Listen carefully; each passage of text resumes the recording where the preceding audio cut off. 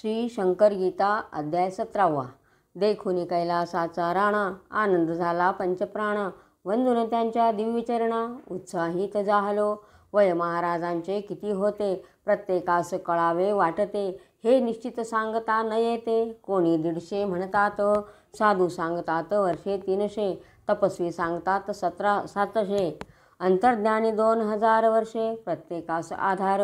समाधी घेतल्यावर महाराजांनी 12 वर्षांनी जपानमधुनी एक मनुष्य दिला पाठवणी समाधीच्या मठात.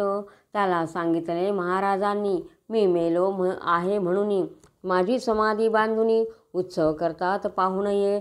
तो जपानी मनुष्य आला मठात, समाधी फोटो पाहतो, अश्रुनयनी ओघळत. सांगू लागला सर्वांस, अहो हे महाराज याच रूपात सध्या आहेत जपानात. त्यांचे कार्य चालले जोरात. उत्सव कसे तुम्ही करता, त्यांनी तमजला पाठविले.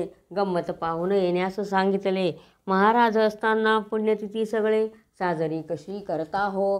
महाराज वदत, दुसऱ्या महायुद्धात जपानवर बॉम्ब पडणार असतं. जपानची हानी होणार निश्चित, मी उद्धार करणार. महाराजांनी ऐसे म्हटल्यावर 3 वर्षांनी जपानवर बॉम्ब पडून देशभर प्रचंड हानी झाली. म्हणून महाराज जपानात सध्या कार्य आहेत करीत. कसे होणार समाधीस्थ, कसे कळणार वय त्यांचे. महाराजांच्या समवेत अष्टभक्त नेहमी असत. अष्टप्रधान त्यांना म्हणत. 9 असती महाराज, या 9 जणांचा फोटो असत. नवरत्न दरबार त्यांना म्हणत. महाराज पारखी जोरात. 9वे कुकडे श्रोत्रिय, कारखानीस धनेश्वर. 9वे असती मिरीकर. अष्टप्रधान नवरत्न दरबार, सर्वत्र मिळतो पहावया. महाराज 10 वचने नेहमी म्हणत. ते 10 वचने कोणती? 1. लेखनी माझ्या हातात. 2. अशक्य ते मजलाच शक्य. 3. इच्छा माझीच केवळ. 4. Time is the factor. 5. आमच्या पुढे कुठले सरकार. 6. पंखे मी वायूच्या सहज गतीने जात असे. 7. कैरी कैरी पत्ते की अंदर, छुपेगी कितनी दिन, बाजार में एक दिन जरूर आएगी. 8. दीप जले पहिले, फिर जले परवाना, पहले जलाना सीख ले, फिर दूसरे को जलाना. 9. रंग जाने रंगारी, भड़वा क्या जाने पिंजारी. 10. जिसका बंदरवा ओही नचावे. ऐशी 10 वचने ही प्रसंग घटना ज्या ज्या घडतो त्यातूनही वचने सिद्ध होतो. या वचनांच्या अनुषंगात प्रत्येक घटना घडत असे. अलीकडे प्रत्येक 17 वर्षांनी आता समाधी घ्यावी म्हणून महाराजांच्या मनी विचार येत जातही. 1930 साली समाधी ठरवली महाराजांनी. तेव्हा डॉक्टर धनेश्वरांनी विचार त्यांचा बदलविला. डॉक्टर धनेश्वरांमुळेच अधिक 17 वर्षे लाभत. महाराजांचा सहवास मिळतो भक्तांना. त्या सर्वही पद्मावती समीप अरण्यात महाराज नेहमी जात असत. तेथे एका ठिकाणी ते थांबत. ठिकाण भरले मनात. ही जागा मालपाणींची असत. महाराज मालपाणींना बोलावित आणि त्यांना सांगत, येणार आहे इथे मी. ती जागा देण्याचे वचन मालपाणींकडून घेऊन सोय समाधीची अशी करून 1 वर्ष आधीच त्याच ठिकाणावर जाऊन शांत बसत ध्यान लावून. हेच समाधीचे ठिकाण असून महाराज भक्तास सांगत. महाराज भक्तास म्हणत, हे कपडे जीर्ण झालेत, टाकून दिले पाहिजेत. सूचक ऐसे बोलत. 3 महिने आधीच महाराज सांगत सर्वांस, वैशाख शुद्ध अष्टमीस समाधी आम्ही घेणार. तिथी वार दिनांक सगळे महाराजांनी सांगितले. नंतर हिंडणे बंद केले. एकाच स्थळी राहत. सप्तमीच्या दिवशी महाराजांनी स्वतः खिचडी तयार करून प्रसाद म्हणून द्रोण भरून स्वतः सर्वांना दिलीच. याच दिवशी महाराजांनी आनंद कुटे यांना बोलावून एक रेशमी शर्ट दे मज आणून. महाराज त्यांना सांगत. कुटे रेशमी शर्ट आणून देत. महाराजांच्या अंगात घालत. विलक्षण तेज महाराजांचे दिसत. लीलाच होती वेगळी. महाराजांचा निवास असत. शेवटी ढेकणे मामांच्या घरात. महाराज मामींना सांगत, खोलीत गादी ठेवावी. सकाळी 10 वाजण्याला महाराजांनी चहा घेतला. गादीवर टेकून तक्क्याला महाराज बसले खोलीत. मला कुणाशी न बोलावयाचे, मला कुणी न भेटायचे. दार बंद करून घ्या खोलीचे, खोली उघडू नका मुळी. शेवटचे 10 दिन महाराजांनी धरले मौन. हिंडणेही दिले सोडून स्वस्थ शांत मौनात. महाराजांची तेव्हा खोली ढेकणे मामांनी बंद केली. मामी मामा रात्रभर मुळी खोलीपासून हलले ना. खोलीत महाराज असून घातले होते पद्मासन. आदेश आला खोलीतून पहाटे 4 वाजता. पुढील सोय करा, ही आत्मज्योत बाहेर आहे आता पडत. मामा मामी हे ऐकत दिग्मूढ झाले ऐकून. शके 1869 वैशाख शुक्ल अष्टमी सोमवार सन 1947 दिनांक 29 मे. महाराजांची आत्मज्योत विलीन झाली विश्वरूपात. प्रत्येकाची आत्मज्योत थरारली कळताच. वाऱ्यासारखे हे वृत्त सर्वांस कळविण्यात येत. कुणासही हे खरे न वाटत. गर्दी जमली प्रचंड. ज्योत सोमवारीच प्रकटली, सोमवारीच अंतर्धान पावली. अशी सोमवारची ख्याती भली. प्राकट्य अंतर्धानांची का निवडला सोमवार. दोन्ही घटनास हाच का वार. यातून कळून येते सार, कोण होते महाराज. शुद्ध अष्टमीला प्रगट झाले, शुद्ध अष्टमीलाच अंतर्धान पावले. हे दोन्हीही घडून आले शुद्ध अष्टमीलाच. महाराज सर्व देशात असत, महाराजांस सर्व भाषा येत. महाराजांचे प्रेम असत सर्व धर्मीयांवर.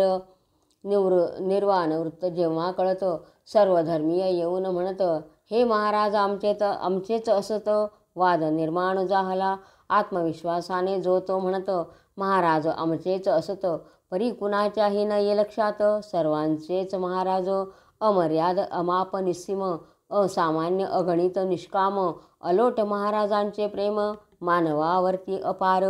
वृत्त कळता बसावा शॉक, प्रत्येकजण झाला अवाक. महाराजांना मारित हाक, पुण्याकडेच निघाला. सर्वांस पुणे शहर वाटत. महाराजांचे जे असत भक्त, त्यांना श्री क्षेत्र पुणे असत. पुण्य पावन पुणे हे. या सगुण रूपाचे दर्शन सर्व भक्तास व्हावे म्हणून पार्थिव देह 3 दिवस जपून ठेविला ढेकणे निवासी.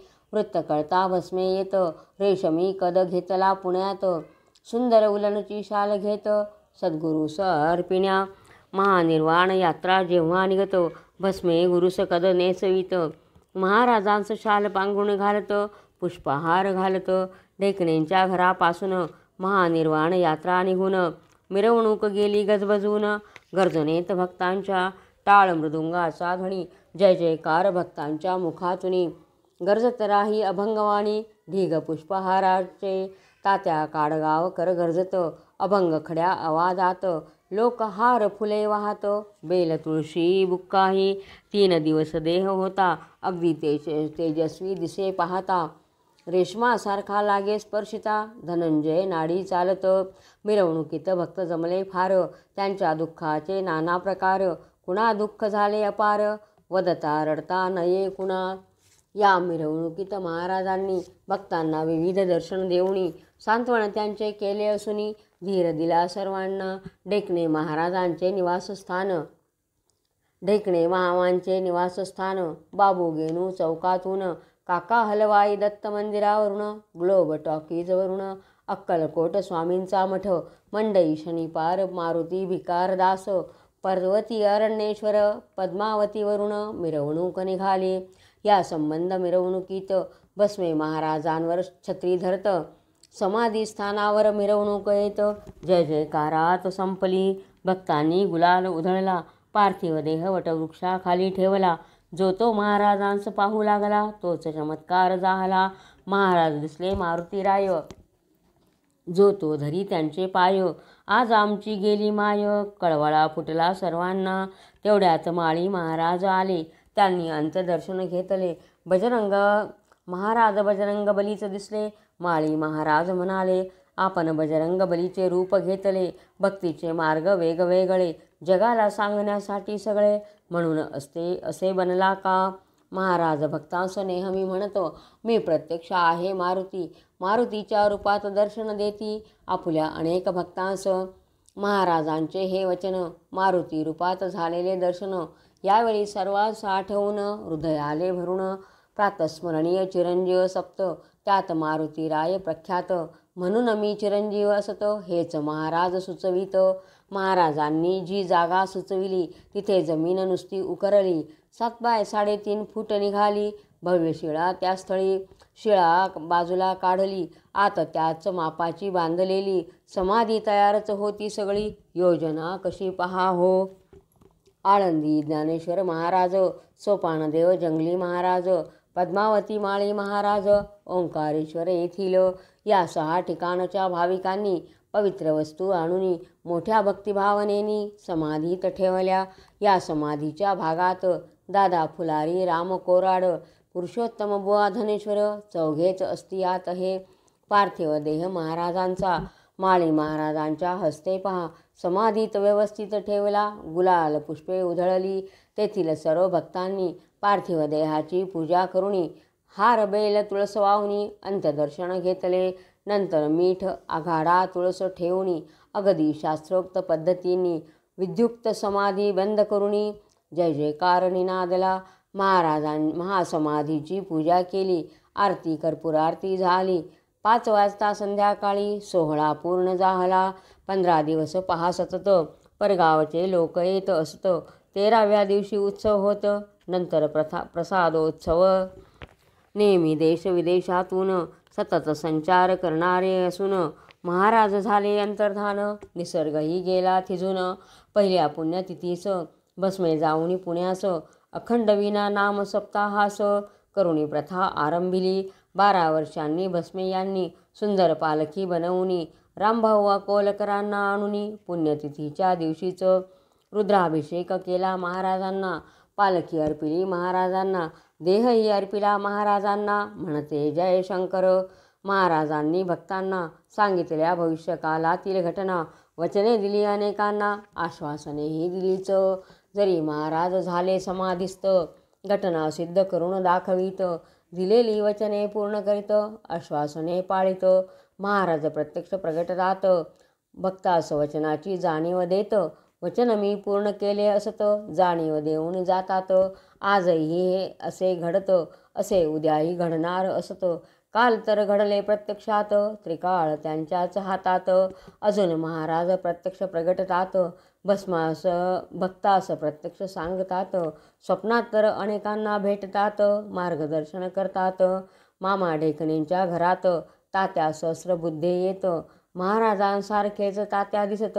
समाधी देऊन परतता काही भक्तांच्या शरीरात महाराज प्रवेश करीत असत. तेव्हा ते भक्त प्रत्यक्ष दिसत. उभे उभे महाराज. काही संदेश सांगणे, कार्य काही करून घेणे, एकाच वेळी प्रकटणे अनेकांच्या शरीरात, असे महाराज करत नेहमी. अष्टमहासिद्धींच्या पलीकडची ही यौगिक क्रिया असून अजूनही महाराज करतात. खंडयोग महाराज करत असत. देहाचे तुकडे तुकडे करत. पूर्ववत तुकडे सारे सारे जोडत. पुन्हा महाराज उभेच. महाराज विविध कथा सांगत. दुरान्वयाने ज्ञान देत. विविध उपदेशही करीत. एकदा महाराज म्हणाले, मातीचा बनविला शंकर, परी माती नसे शंकर. शंकराने पूजिला शंकर, माती मातीच राहते. काशाची घडविली भवानी, कासे मात्र नसे भवानी. भवानीने पूजिली भवानी, कासे राही कासेच. तैसे आम्हा पूजिती सज्जन, पूजा स्वीकारती भगवान. महाराजांचे हे वचन असे अत्यंत मोलाचे. महाराजांचे जे जे भक्त, त्यांना महाराज खडसावून सांगत. पृथ्वीचा होईल जेव्हा अंत, तेव्हा निष्ठावंत भक्तांना मी माझ्या मांडीवर घेऊन त्यांना तारणार, हानी होऊ न देणार. जबाबदारी माझ्याकडे. जबाबदार भगवंत. भक्त असणे निष्ठावंत. विचार करतील का विचारवंत. महाराजांची मेखही. महाराजांच्या गळ्यात सुवर्णाचे एक लॉकेट असतं. खाली एक बदाम शोभत. नाव होते त्यावर शंकर नारायण अंतापूरकर. नावाखाली समर्थ सुंदर होते हा अलंकार, विलोभनीय अत्यंत. महाराज जक्कलच्या मळ्यात येऊन शिळेवर उभे राहत. या शिळेवरती उमटत महाराजांची पाऊले. राम कोराडच्या घरात महाराज फरशीवर उभे असत राहत. त्या फरशीवर पादुका उमटत. महाराज निघून जातात. महाराज निघून जाताच समाधीच्या मठात जे दत्त मंदिर असतं, अजूनही रात्रभर त्या मंदिरात महाराज असतात. देहरूप बनले विश्वरूप, नमनाचा करुणिया धूप. 17व्या अध्यायास चढे हुरूप, समाप्त येथे झाला. संतवर्य योगीराज सद्गुरु राजाधिराज श्री शंकर महाराज की जय.